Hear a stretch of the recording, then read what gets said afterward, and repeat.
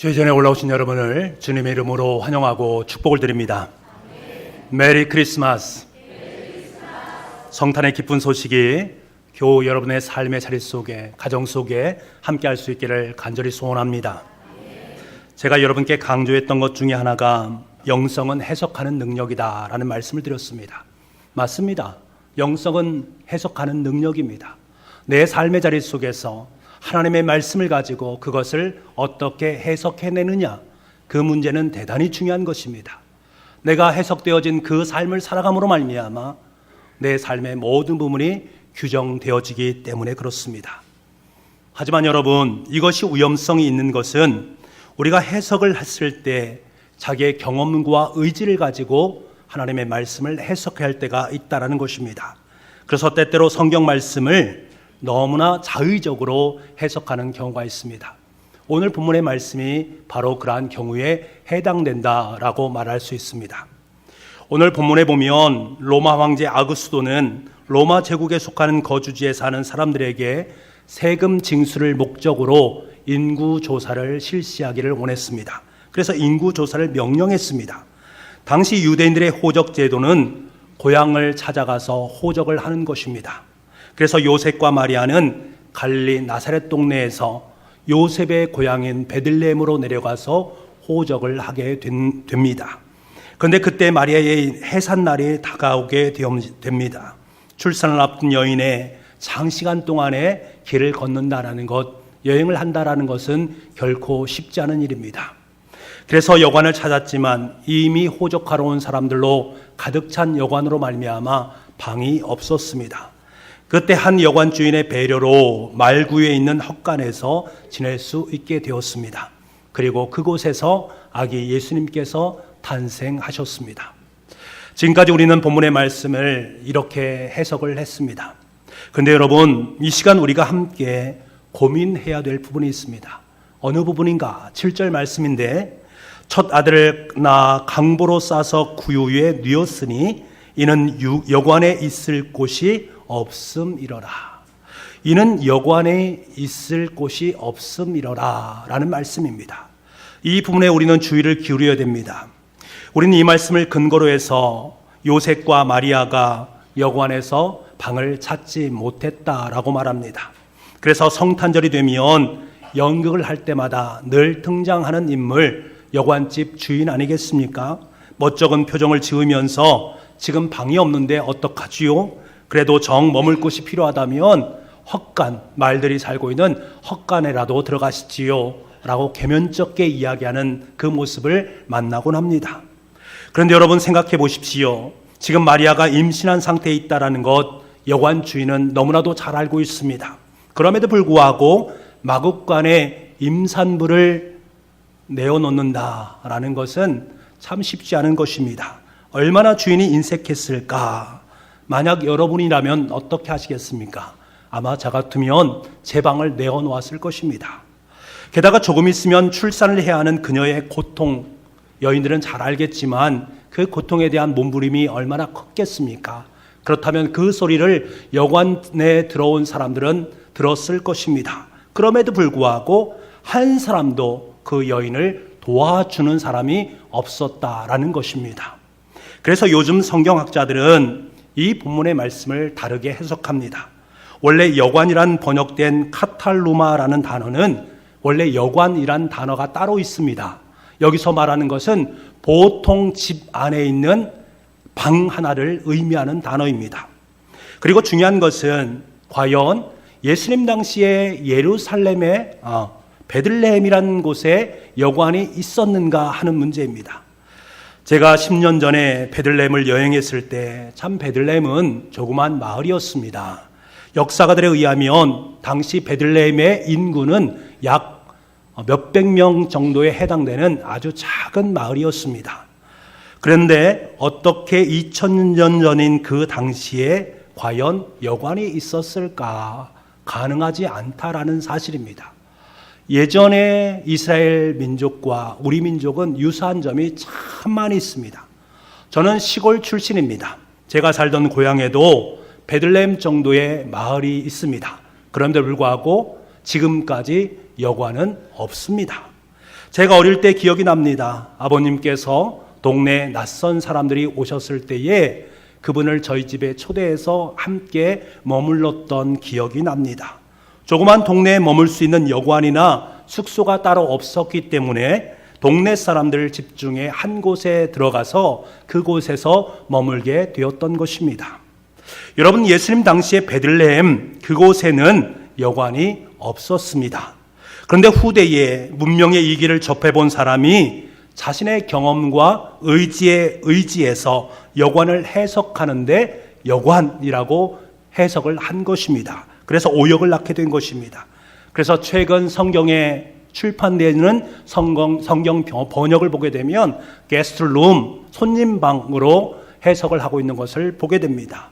다시 말하면 요셉과 마리아는 출산을 앞두고 베들레헴에 있는 집집마다 돌아다니면서 손님방을 구했습니다만 그 손님방이 없었기 때문에 마구간으로 들어갈 수밖에 없었다라는 것입니다. 여러분, 이 사건은 저와 여러분의 삶 가운데 대단히 중요한 것을 말씀해 주고 있습니다. 지금 여관이니 손님방이니 하는 공간의 문제가 아니다라는 사실입니다. 중요한 것은 마을 사람들의 마음의 문제다라는 사실입니다. 당시에 보통 유대인의 집은 대개는 비좁았습니다. 그래서 손님을 대접한다라는 것은 쉽지 않은 것은 분명했습니다. 하지만 중요한 것은 무엇인가? 유대인의 전통에 의하면 손님들을 맞이한다라는 것은 곧 천사들을 맞이하는 것과 같은 의미를 갖습니다. 손님을 홀대한다라는 것은 곧 천사들을 홀대한다라는 의식이 그들 가운데 있었습니다. 비록 집은 비좁을 수 있지만 집주인은 자신의 마음대로 집의 구조를 좀 바꾸어서 그 손님을 맞이할 수 있는 공간을 창출해 낼 수 있습니다. 그런데 조금만 노력하면 얼마든지 공간을 만들어낼 수 있는데 그럴 마음이 지금 없는 거예요.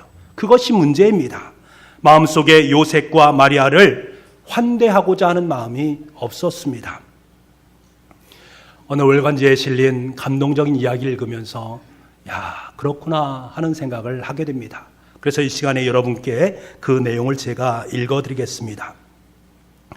원리는 그 해에 9살이었고 4학년에 다녀야 했지만 2학년에 머물러 있었습니다. 다른 아이들보다 조금 뒤처지는 아이라는 사실을 동네 사람들은 다 알고 있었습니다. 몸집은 큰데 행동과 정신은 어색하고 느렸습니다. 하지만 같은 반 아이들은 원리를 좋아했습니다.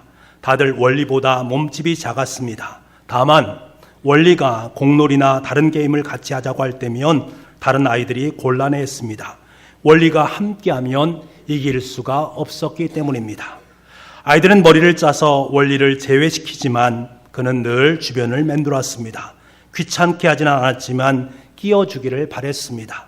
그는 언제나 웃으면서 기꺼이 도왔습니다. 역설적이게도 그는 힘없는 아이들의 보호자였습니다. 나이 많은 아이들이 어린 아이들을 쫓아버리면 원리가 나서서 말했습니다. 그냥 있게 내버려 두어. 귀찮게 하지 않을 거야. 원리는 성탄절 연극에서 목자 역할을 하고 싶었습니다. 하지만 럼바르트 선생님은 그보다 더 중요한 역할을 맡기셨습니다. 선생님 생각에 여관 주인은 대사가 많지 않고 요셉을 겁주어야 하기 때문에 원리가 적격이었습니다. 드디어 연극은 시작되고 요셉이 나타났습니다. 마리아를 부축해서 여관 문으로 향했습니다.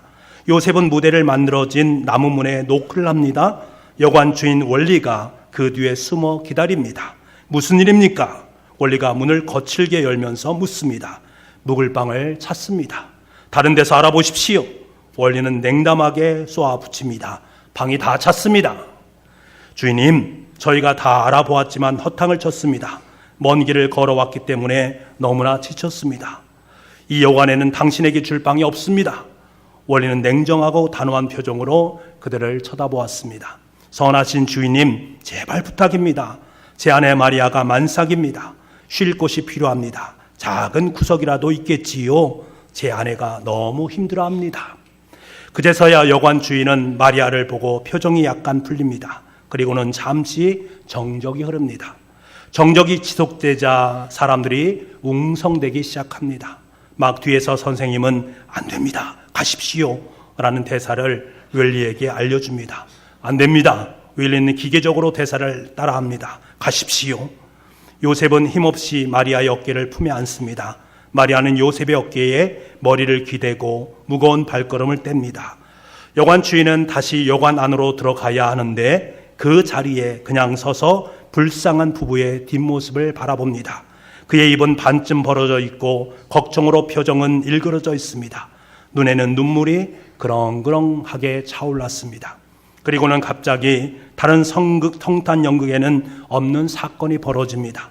웰리가 요셉과 마리아에게 소리를 지른 겁니다. 요셉, 가지 마세요. 마리아를 데리고 오세요. 웰리 얼굴에는 환한 미소가 번지면서 말합니다. 제 방을 쓰세요. 제 방을 쓰세요.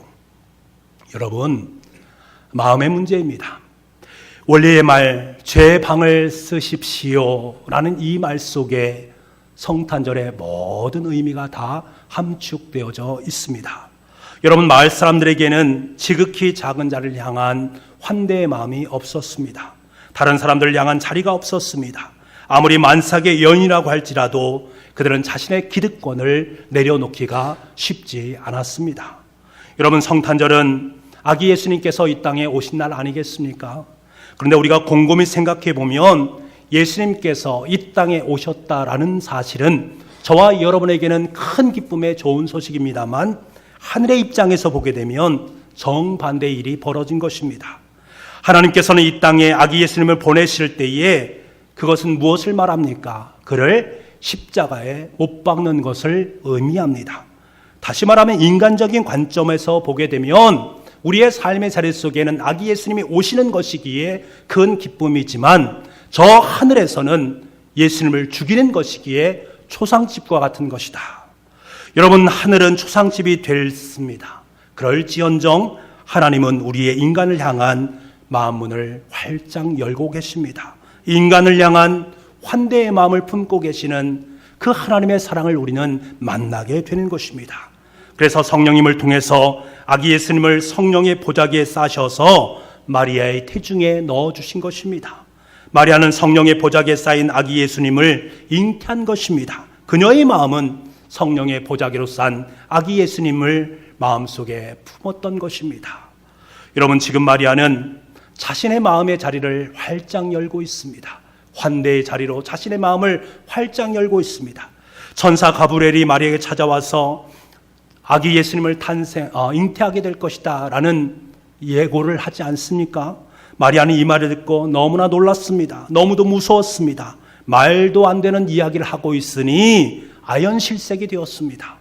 하지만 천사의 계속된 말씀, 성령이 내게 임하시고 지극히 높으신 이의 능력이 너를 덮으리니 이러므로 나실 바 거룩한 이는 하나님의 아들이라 일컬어지리라. 이 말씀 앞에서 마리아는 마음문을 활짝 열게 됩니다. 그리고 고백하지 않습니까? 대저 하나님의 모든 말씀은 능하지 못하심이 없느니라.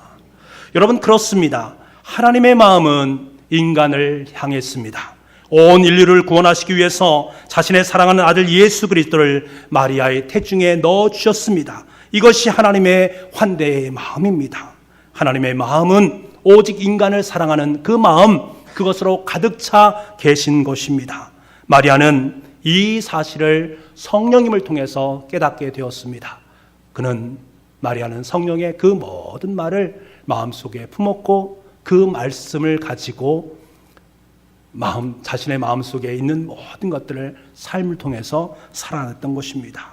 여러분, 그렇습니다. 마음입니다.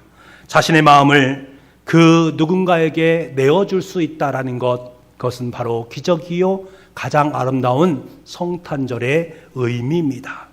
요셉 또한 자신의 마음을 성령님께 내어놓았습니다. 약혼한 마리아가 동거하기 전에 잉태했다라는 이야기를 들었을 때 그는 마리아와의 관계를 조용히 끊기를 원했습니다. 그때 주의 사자가 꿈에 나타나서 그에게 말하지 않습니까? 마리아 데려오기를 두려워하지 말라. 그에게 잉태한 자는 성령으로 된 것이다. 그 아이의 이름은 임마누엘이라 하리라 라는 성령님의 음성을 듣게 됩니다. 이 말씀 앞에 요셉은 마음문을 활짝 열고 마리아를 맞이하게 되었습니다. 마리아의 태중에 있는 아기 예수님을 맞이하게 된 것입니다. 여러분, 하지만 모든 사람들이 아기 예수님을 환대한 것이 아닙니다. 아기 예수님께서 이 땅에 오셨지만 예수님을 마음에 모시지 못하고 환대하지 못하고 도리어 예수님을 죽이려 하는 사람들도 있었습니다. 유대 지역을 다스리던 헤롯 왕가들은 예수님을 환대하지 못했습니다. 예루살렘에 있었던 모든 대지상들과 백성의 서기관들 또한 마음을 다해서 예수님을 모시지 못했습니다. 이들은 아기 예수님의 탄생으로 인해서 마음이 너무나 두려웠습니다. 마음이 너무나 무거웠습니다. 그래서 그들이 행한 것은 무엇입니까? 베들레헴과 그 인근 지역의 어린 아이들을 죽이는 일로 그들의 일을 단행하고 있습니다. 이들의 마음은 인간적인 욕심과 권력으로 가득 차 있었기 때문에 낮고 천하신 분으로 섬김의 왕으로 오신 예수님을 영접할 수도 없고 맞이할 수도 없었고 환대할 수도 없었습니다. 그 마음이 없었습니다. 세상적인 생각과 세상적인 것으로 가득 찬 그곳에 어찌 아기 예수님을 맞이할 수 있는 그 마음을 품을 수 있었겠습니까? 여러분, 요즘 세상을 보십시오. 자신과 다른 사람을 환대하는 일이 점점 사그라드는 시대 속에서 우리는 삶을 살고 있습니다. 세상 사람들은 그래, 지금 내가 살아가는 것이 최고야, 그래, 이렇게 살아가는 것이 좋겠다라고 여기면서 안전지대에서 평안하게 머물러 사는 것을 원할 때가 참 많이 있습니다. 이것은 어찌 보면 인간의 본능이라고 할 수가 있습니다. 그래서 타자를 위해서 특별히 연약한 사람을 내 마음속에 받아들여서 그에게 섬김의 삶을 산다라는 것은 결코 쉽지 않은 것입니다. 요즘 시대 속에 그러한 모습을 우리는 점점 많이 만나게 되는 것 아니겠습니까? 하지만 여러분, 우리는 그리스도인입니다. 그리스도인은 무엇을 말합니까? 인간의 본능에 충실하며 살아가는 사람이 아닙니다. 예수님을 내 인생의 주님으로 모시면서 살아가는 사람입니다. 다시 말하면 인간의 본능이 아니라 예수님의 본능을 따라서 예수님께서 원하시는 삶을 살아가는 사람, 그 사람이 바로 진정한 그리스도인입니다. 내가 어떤 일을 행하든 어떠한 삶을 살아가든 그 삶의 자리 속에서 예수님이라면 어떻게 하셨을까? 예수님이라면 어떠한 행동을 하셨을까? 늘 내 삶의 자리 속에 질문하고 예수님의 마음을 내 마음속에 품을 수 있어야 됩니다. 여러분, 기억하시기 바랍니다. 예수님께서는 가난하고 병들고 굶주리고 헐벗고 감옥에 갇힌 사람들이 곧 당신 자신이다라고 말씀하셨습니다. 그러면서 이런 사람들에게 다가와서 그들에게 내 마음의 자리를 마련해 주고 그들을 위해서 섬기고 봉사하는 것이 바로 나를 환대하는 것이다 라고 말씀하고 계십니다. 여러분, 그렇습니다. 우리가 살아가는 모든 삶의 자리 속에서 예수 그리스도 그분을 마음속에 영접하고 살아간다라는 것은 타자를 향해서 내 마음을 열어놓는 것입니다. 그들을 내 마음속에 품는 것입니다. 그리고 그들을 섬기면서 봉사하면서 살아가는 것을 의미합니다. 여러분, 우리가 성탄절에 아기 예수님을 진실로 마음 중심에 모신 성도들이라면 가난하고 병들고 굶주리고 헐벗고 감옥에 갇힌 사람들을 생각해야만 합니다. 그들을 위해서 마음의 공간을 내어놓아야 합니다. 그들을 마음으로 환대해야 합니다. 이 시간 저와 여러분의 마음을 다시 한번 들여다볼 수 있기를 간절히 소망합니다. 여러분에게는 다른 사람을 위한 방이 과연 있습니까? 다른 사람을 맞이할 수 있는 마음의 여력이 있습니까? 과연 우리에게는 쉴 자리를 찾는 다른 사람들에게 내어줄 방이 있습니까? 불행한 사람들에게 내어줄 만한 방이 나에게 있습니까? 나를 위한 시간, 그 시간 일부를 때려서 다른 사람을 배려하고 섬길 수 있는 그 마음을 내가 품고 있습니까? 나의 힘과 능력을 연약한 사람들을 위해서 사용할 몫을 과연 가지고 계십니까? 주님께서는 이 성탄의 계절에 저와 여러분에게 질문하고 계신 것입니다. 내가 진정으로 아기 예수님을 맞이한다라고 말한다면 너희들의 마음속에 이 마음이 없다면, 이 낮아짐의 마음과 겸손한 마음과 환대의 마음이 없다면 진정한 성탄절의 의미를 잃어버린 것이다 라고 말씀하고 있는 것입니다. 여러분, 하나님께서는 이 성탄절에 저와 여러분의 내면의 방에 아기 예수님께서 태어나기를 원하십니다. 그리고 그 아기 예수님을 내 마음 공간에 모시고 함께 동거하며 살기를 원하고 계십니다. 그때 비로소 저와 여러분의 마음은 환대의 방으로 아름답게 꾸며지게 될 것이고 낮고 연약한 자들을 향해서 활짝 열리게 될 줄 믿습니다. 그리고 내 형제 중에 지극히 작은 그 한 사람을 향해서 선포하게 될 것입니다. 지극히 높은 곳에서는 하나님께 영광이요 땅에서는 기뻐하심을 입은 많은 사람들 중에 평화로다. 여러분의 마음속에 이 말씀이, 타자를 향한 마음속에 이 말씀이 오늘이 아름답게 흩뿌려질 수 있는 복된 성탄절이 될 수 있기를 간절히 소망합니다. 기도하겠습니다. 아버지 하나님, 성탄절을 저희의 삶 가운데 허락하심을 감사합니다. 아기 예수님께서 우리의 마음속에 오셨다라는 것은 우리의 마음속에 타자를 향한 귀한 마음을 품어라, 환대하는 마음을 가지라 라고 말씀하는 주님의 음성이 함께하고 있음을 깨닫습니다. 아버지 하나님, 아기 예수님을 우리의 마음속에 모시듯이 우리의 삶의 자리 속에 연약하고 병들고 굶주리고 헐벗고 감옥에 갇힌 사람들을 바라볼 수 있는, 그들을 환대할 수 있는 그 귀한 마음을 품을 수 있는 성탄절이 될 수 있도록 주님 역사하여 주옵소서. 모든 말씀을 예수님의 이름으로 기도하옵나이다.